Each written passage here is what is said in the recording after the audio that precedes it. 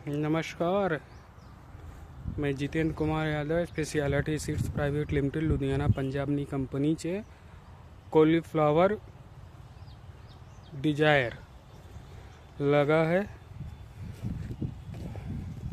बारिश में भी टिका हुआ है। चलो ठीक है, जो भी है एक जानकारी लेते हैं कि ખેડૂત को कैसा लगा।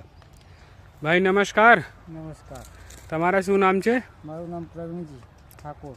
પ્રવીણજી ઠાકોર, ગામ ગામ મારું ગામ વડાવી, પણ હું રોધેજા રહું છું. રાંદેજા। હા, એ તમે ભાગ્યા છો? ભાગ્યા કલ્પેશભાઈને લગાયા છે, કલ્પેશભાઈ પટેલ, કલ્પેશભાઈ પટેલ. બરોબર। આ વેરાયટી તમે જો લાયા છો, કેટલા લાયા છો और તમે જાણકારી આપજો કે કેટલા છોડવા લાયા છે, કેટલા વીઘા લગા છે? આજે 4 વીઘાનો નંબર છે. 42,016 42,016 लगाया हमने. बरोबर। बराबर. और बारिश में वो सब उतना रह गया, वो सब चला गया. देखो, हाँ बरोबर। तो बारिश में भी ये वैरायटी टकी છે એમ? તો ખેડૂતોના ભલામણ કરશો? અભી તો આયા નથી, લેકિન ખેડૂતોને તમે કોઈ ભલામણ કરશો? કેમ રીતે કરશો?